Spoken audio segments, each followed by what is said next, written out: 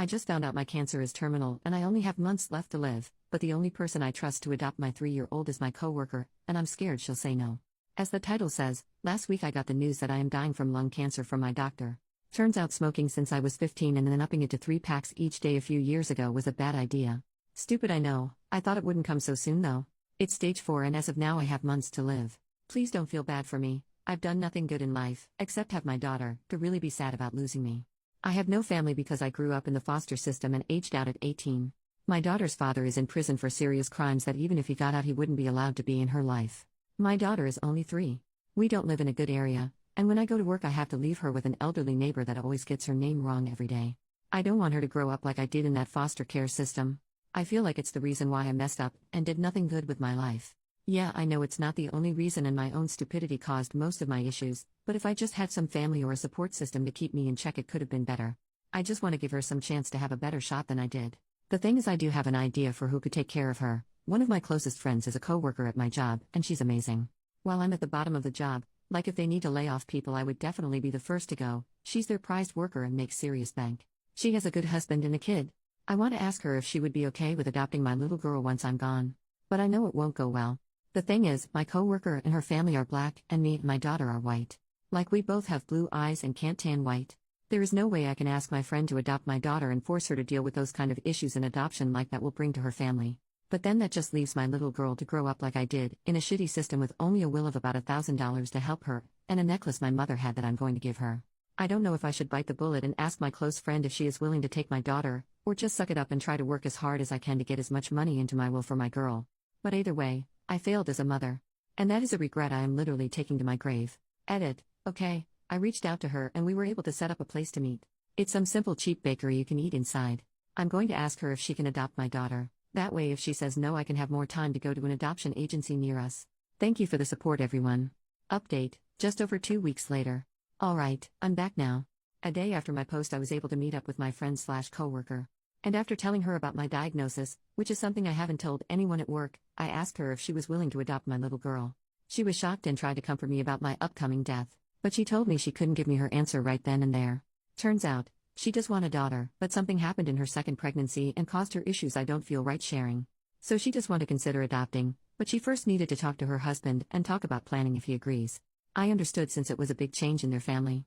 I said okay, and after we ate she gave me a hug and told me she will miss me. This is embarrassing, but I actually started crying. I also started making the emails, gave me this idea and I thought it was amazing. So I created an email for my daughter and started pre-recording videos for stuff. It's nowhere near ready, but I already have some ideas and recorded some videos for her birthdays and some big life events like first crushes and prom and first job. Sad to say, but I realized planning it that most of the videos will be don't do what I did. My friend reached out to me a few days ago and said that after having a long talk with her husband, they both are considering it. Apparently they do this thing where after talking about a huge change in their lives they'll come to something to agree on and then wait for a while, and if they're still on the same page then it sounds like a good idea. She did tell me that it wasn't a yes though, there are some issues they want to fix first.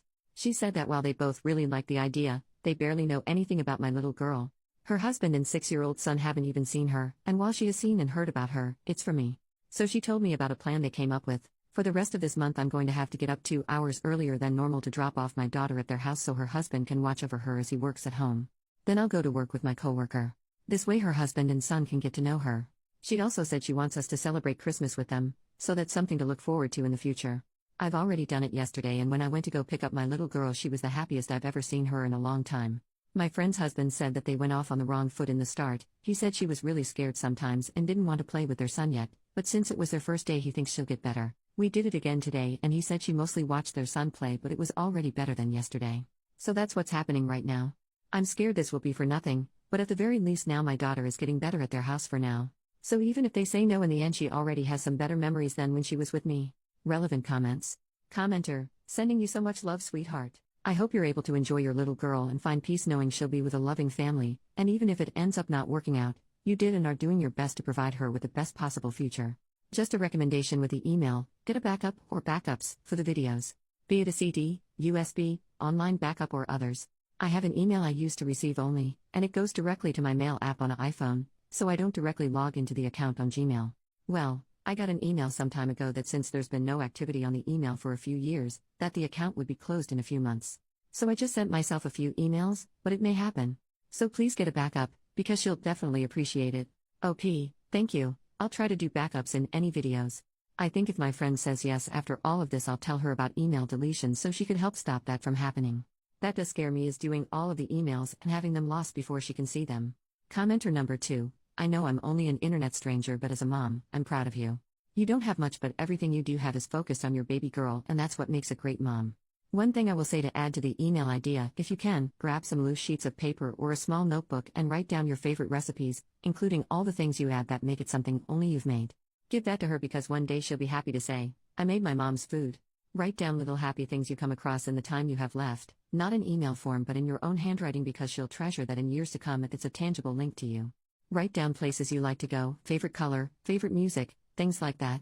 Little pieces of you, so she'll have something to physically hold on to when times get hard. OP, I was thinking of writing a letter for my little girl's 13th birthday.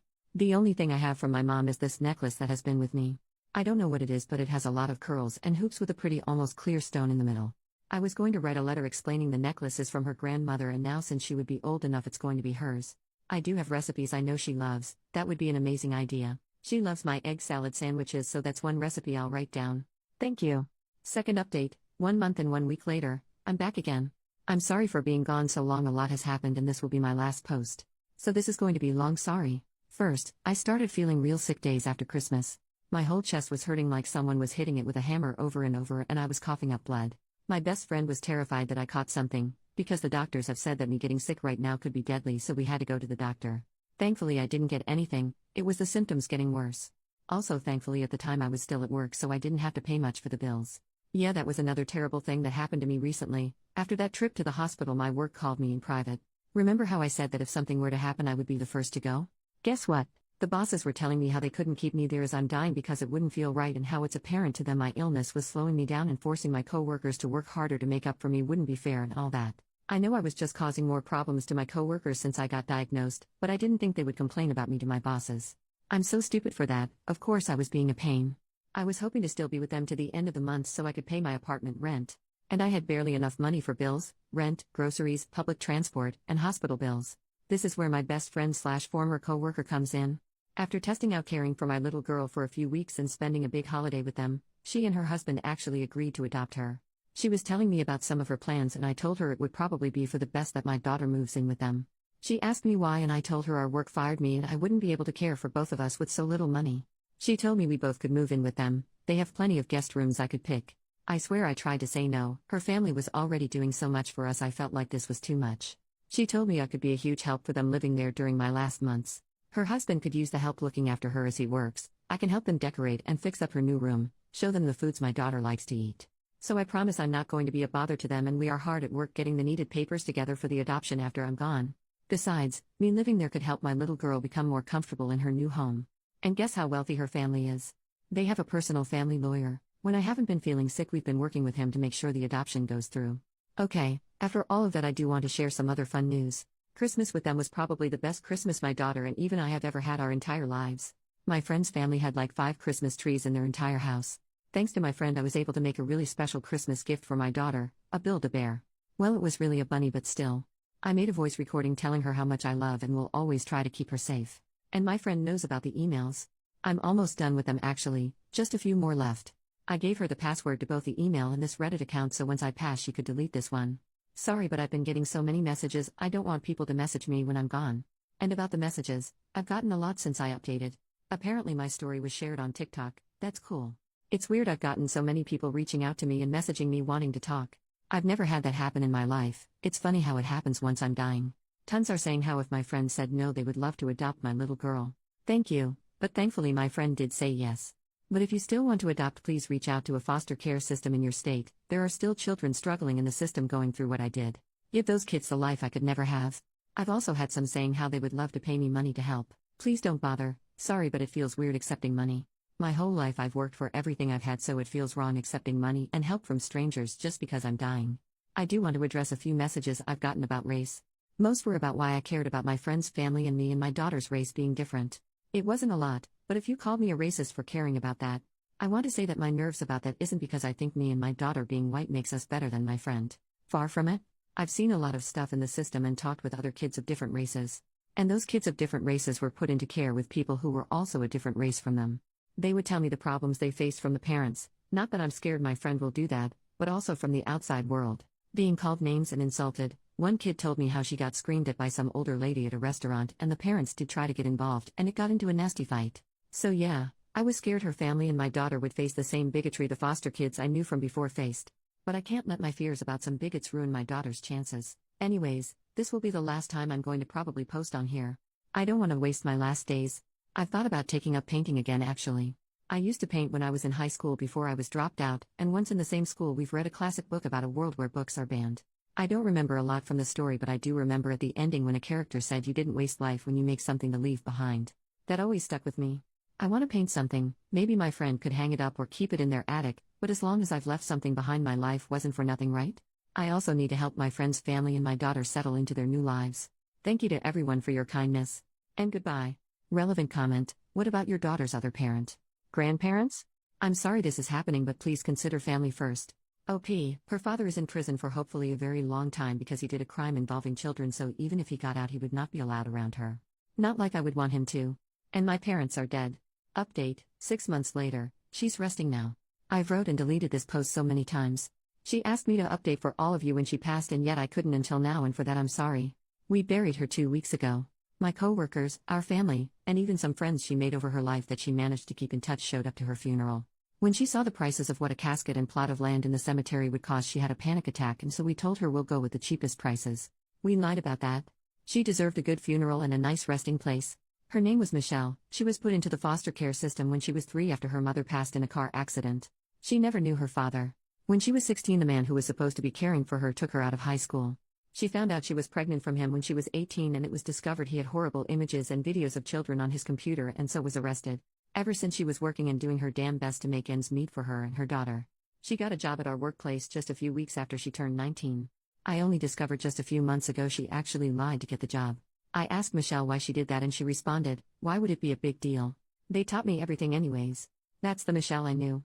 It shocks me reading over her messages she left behind. How little she thought of herself. She was always so confident, at least how we all saw her. She walked head held high and with a purpose. She never appeared out of control of a situation, except for the past few months, and honestly I believe she was allowed to have moments of panic and grief. Nothing went past her too. She seemed to know everything that was going on around her at all times.